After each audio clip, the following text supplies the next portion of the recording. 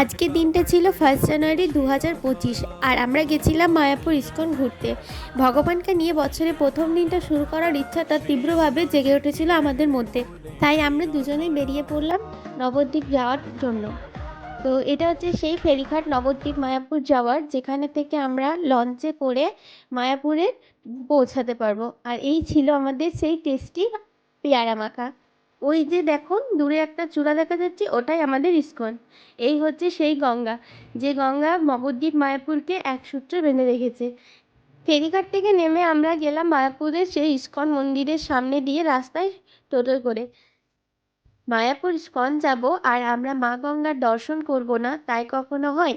তাই আমরা সবার প্রথমে গেলাম মা গঙ্গার কাছে নিজেদের স্নান করার উদ্দেশ্যে, এবং স্নান সম্পূর্ণ করে সেখানে সূর্যদেবকে প্রণাম করে বছরের প্রথম দিনে মা গঙ্গাকে পুজো দিয়ে সেখান থেকে বেরিয়ে এলাম এবং ইস্কনের উদ্দেশ্যে রওনা হলাম।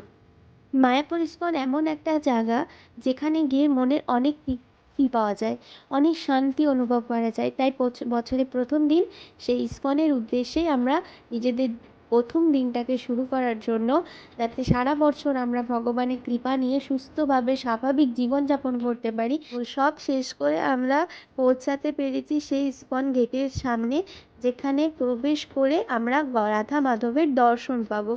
এবং এখানে দেখো এত লোকারণ্য যে ভেতরে যাওয়াটাই প্রচুর মুশকিল। তো এটা বছরের প্রথম দিনেরই ভিডিও, যেখানে আমি দেখে এসেছি এত লোকারণ্য, সব ভক্তবৃন্দ এসেছে। মানে প্রতিটা দিন কর্মব্যস্ততার মধ্যে যখন একটুকু শান্তি মেলে, তখন সেই শান্তির জায়গা হলো এই ইস্কন, যেখানে গিয়ে হয়তো আমরা কিছুটা সময় শান্তি অনুভব করতে পারি।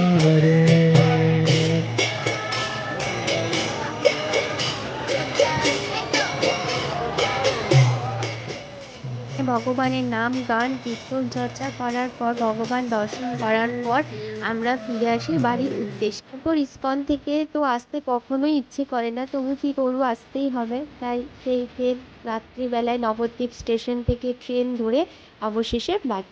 তো বছরের প্রথম দিনটা যে এত ভালোভাবে কাটাতে পারবো কখনো ভাবতে পারিনি। তো শুরুটা যখন ভালোভাবেই হয়েছে, আশা রাখি যে সারাটা বছর যেন ভালোভাবে কাটে। এটাই গোবিন্দর চরণে এইটুকুই নিবেদন। গোবিন্দ, তুমি নিজেও ভালো থেকো আর সকলকে সুস্থ আর ভালো রেখো।